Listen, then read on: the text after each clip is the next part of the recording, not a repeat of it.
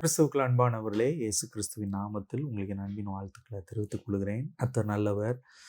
இன்றைக்கு தேவ ராஜ்யத்தை குறித்ததான ஒரு வார்த்தையை நாம் வாசிக்க போகிறோம்.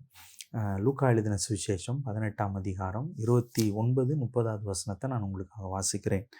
அதற்கு அவர், தேவனுடைய ராஜ்யத்தின் நிமித்தம் வீட்டையாவது, பெற்றோரையாவது, சகோதரரையாவது, மனைவியாவது, பிள்ளைகளையாவது விட்டுவிட்ட எவனும் இம்மையிலே அதிகமானவைகளையும் மறுமையிலே நித்திய ஜீவனையும் அடையாமற் போவதில்லை என்று மெய்யாகவே உங்களுக்கு சொல்லுகிறேன் என்றார்.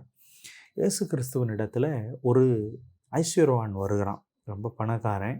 அவனை பார்த்து இயேசு சொல்கிறாரு, உன்னுடைய ஐஸ்வர்யத்தை எல்லாவற்றையும் விற்று ஏழைகளுக்கு கொடு, அதுதான் உண்மையான ஒரு வாழ்க்கை அப்படின்னு சொல்கிறார்.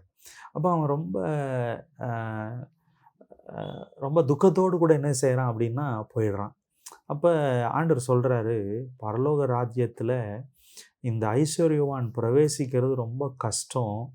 அது எப்படி இருக்கும் அப்படின்னா, ஒரு ஊசியினுடைய காதில் ஒட்டகம் நுழைஞ்சா எப்படி இருக்கும், அந்த அளவுக்கு அது ரொம்ப கஷ்டமான ஒரு காரியம்னு சொல்லிட்டு.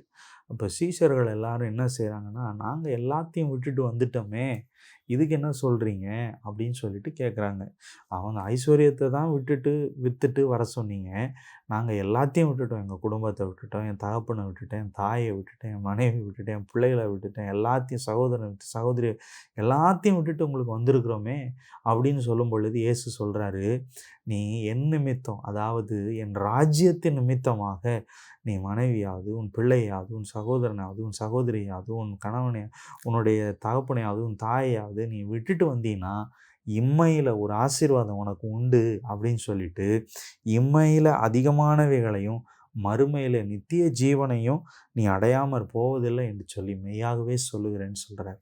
இப்போ தேவ ராஜ்யத்தின் நிமித்தமாக, ஊழியத்தின் நிமித்தமாக, அவருடைய காரியத்தை நிமித்தமாக சில நேரத்தில் சில இழப்புகள் வந்திருக்கலாம், சில காரியங்கள் வந்திருக்கலாம், சில நெருக்கங்கள் வந்திருக்கலாம், சில ஆசீர்வாதத்தை விட்டுட்டு இழக்கக்கூடிய சூழ்நிலை வந்திருக்கலாம். ஆண்டவர் சொல்கிறாரு, அது இம்மையிலையும் கிடைக்கும். அது இம்மையில் அதுக்கு அதிகமானவைகளையும் நான் தருவேன், அதற்கு ஏற்ற காரியங்களையும் நான் தருவேன், அது மறுமையில் நித்திய ஜீவனையும் நான் தருவேன்னு சொல்கிறார். அதனால் தேவ ராஜ்யத்தில் எதையாவது தேவனுடைய ராஜ்யத்தின் நிமித்தமாக நம்ம எதையாவது ஒன்றை இழப்போம் என்று சொன்னால் அதற்கு உண்டான ஆசீர்வாதத்தை கர்த்தர் நமக்கு கொடுத்து ஆசீர்வதிப்பார்.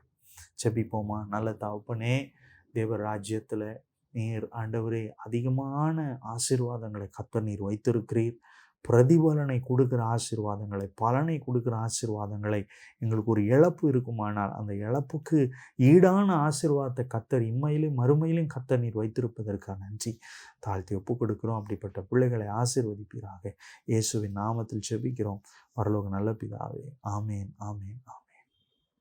கர்த்தர் நல்லவர். உங்களை ஆசீர்வதிப்பார். தேங்க்யூ. God bless you.